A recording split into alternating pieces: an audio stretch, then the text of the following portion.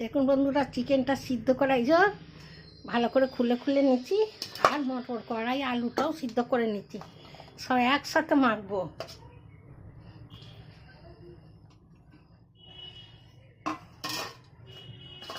এতে দেবো ধনে পাতা, কাঁচা লঙ্কা আর পেঁয়াজ,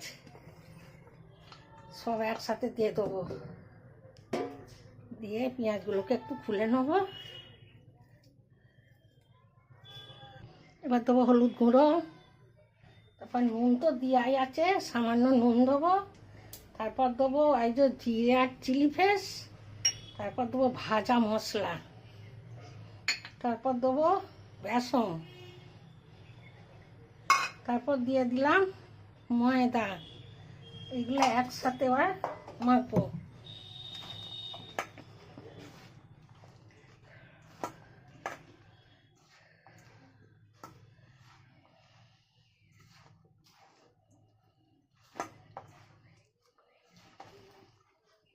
একসাথে মেখে নেবো। মাখাটা রেডি, কিছু ঘাঁটিনি, সব গোটা গোটা। একটু তেল হাত করবো,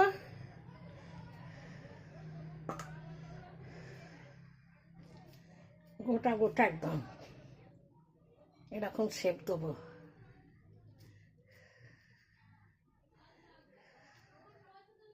শেপ দিয়ে তেলে ভাজবো।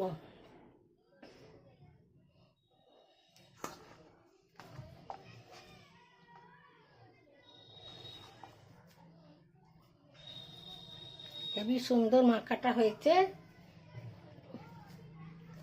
এই যে আমি এগুলো শেপ দিয়ে নেবো, বড় বড় করে শেপ দেবো, তারপর ফিরে আস। দেখুন বন্ধুরা, পুরো রেসিপিগুলো রেডি হয়ে গেছে। কি নাম দেবো আমি জানি না, করেছি এখন। তেলও তেতে গেছে, একটা একটা করে দিয়ে দেবো। সব সিদ্ধ করা, কেউ কাঁচা নেই।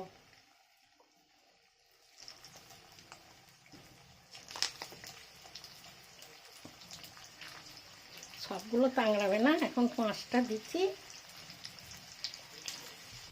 এবার সবগুলো উল্টে দেবো, আস্তে জাল দিতে হবে।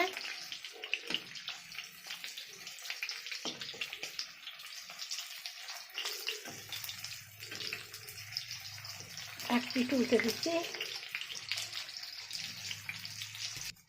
দেখুন বন্ধুরা, এগুলো ভাজা হয়ে গেছে, একদম দারুণ হয়েছে। ভালো লাগলে একটু শেয়ার করে দেবেন, লাইক করবেন, বন্ধুদের মাঝে ছড়িয়ে দেবেন। কি আর করবো, এইসব করেছি, দেখি কি হয়। এগুলো তুলে নেবো, তারপর আবার যেগুলো বন্ধুরা চিকেন আলু মটরের রেসিপিটা কত সুন্দর হয়েছে। এই যে একটা মচ মচ করছে, হ্যাঁ, ভেতর পর্যন্ত কত সুন্দর হয়েছে। ভালো লাগলে এটা আপনারা সস দিয়ে খাবেন। সব কটা এত সুন্দর হয়েছে, খুবই ভালো লাগছে আমার তো দেখে। আপনাদের কেমন লাগলো কমেন্টে জানাবেন। আসছি, আবার দেখা হবে বিকালে। সকলে ভালো থাকবেন। এটা সন্ধেবেলা ছাড়বো।